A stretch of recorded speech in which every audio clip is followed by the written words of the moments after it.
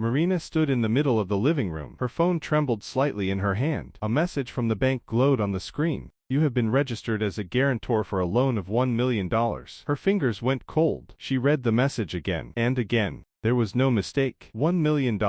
Slowly, Marina lifted her eyes. Oleg was sitting at the table with his laptop, typing something casually, completely unaware. Oleg, she said quietly. He looked up. What's wrong? Marina turned the phone toward him. Explain something to me. Her voice was calm. Too calm. How did I become the guarantor for your loan? For a brief second, Oleg froze. But then he smiled. Carelessly, almost confidently. Marina, you're my wife. He leaned back in his chair. We're family. She didn't say anything, but Oleg didn't know yet that at that exact moment, his life had already started falling apart, and that in just a few months, he would be sitting in a courtroom, while Marina looked at him like he was a complete stranger. A year earlier, Marina's life looked very different. After her father passed away, she inherited his construction company. This wasn't a small business. It was a large development company. Residential complexes, city contracts, investors, hundreds of apartments under construction, millions of dollars moving through the company every month. But Marina never talked about it publicly.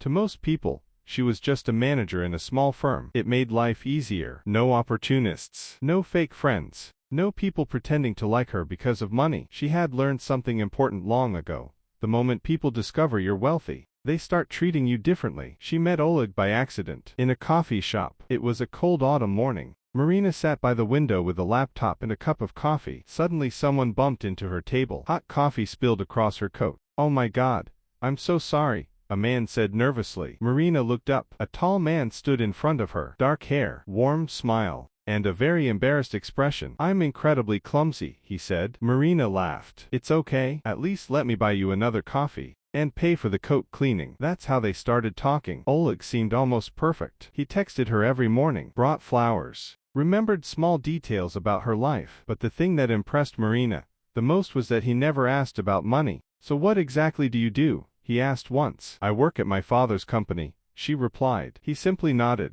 That must have been hard after losing him. Marina was surprised. Most people immediately ask questions, but he didn't, and that's what made her trust him. 6 months later, Oleg proposed. It happened on the rooftop of a restaurant. Night. City lights glowing below them. He opened a small box with a ring. Marina. His voice was slightly nervous. I want to spend the rest of my life with you. She looked at him, and for the first time in a long time she felt safe. Yes, she said. The wedding was beautiful. Lights hanging from trees. Live music. Happy guests everywhere. Oleg never left Marina's side. Now we're together forever, he whispered. She smiled. But among the guests, there was one person watching her differently. Irina Pavlovna, Oleg's mother. Her gaze was cold, calculating, as if she wasn't looking at a daughter-in-law but at an investment. The next morning, Marina woke up early. Oleg was still asleep. She went downstairs to the hotel restaurant. Irina Pavlovna was already sitting at a table. Next to her sat a man in an expensive suit. Marina, sit down, she said calmly. A folder was placed on the table. Just a small formality. In our family, we usually combine assets after marriage. Marina opened the folder. Her stomach tightened. Her company, her accounts, her real estate, everything would be transferred into management controlled by Oleg's family. I'm not ready to sign this, Marina said quietly. At that moment Oleg walked in. Just sign it, sweetheart. He smiled casually. My mom understands finances better. Something inside Marina twisted, but she forced a polite smile. Let's discuss it later. Irina Pavlovna clearly didn't like that answer. That night Marina couldn't sleep. She walked down the hallway, and then she heard Oleg's voice. He was on the phone. Mom, don't worry, she'll sign. Marina froze. She doesn't even understand the real size of her company. He laughed quietly. Once the assets are transferred, we'll cover the debts. Marina felt her heart start racing. Debts? She went straight to the study, opened her laptop, and started researching Oleg's business. Court records, financial statements, credit databases.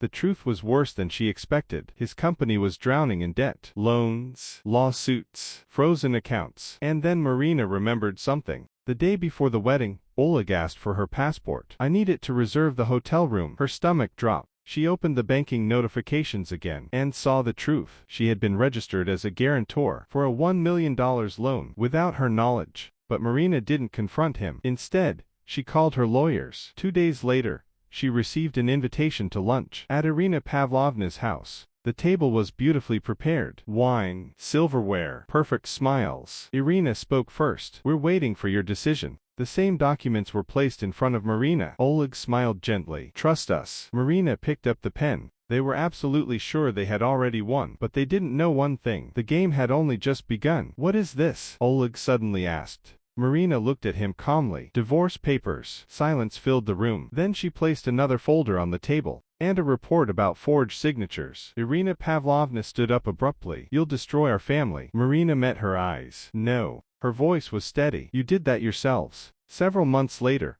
the court case ended. Financial fraud was confirmed. Oleg and his mother became defendants in a criminal investigation. Marina returned to managing her company. One evening she stood in front of the panoramic window in her office. The city lights stretched endlessly below, and she thought about something simple. Sometimes people enter our lives not to stay forever, but to teach us never to trust blindly again. What do you think? Did Marina do the right thing, or should she have given her husband a second chance? Write your opinion in the comments, and don't forget to subscribe. There are many more powerful stories coming.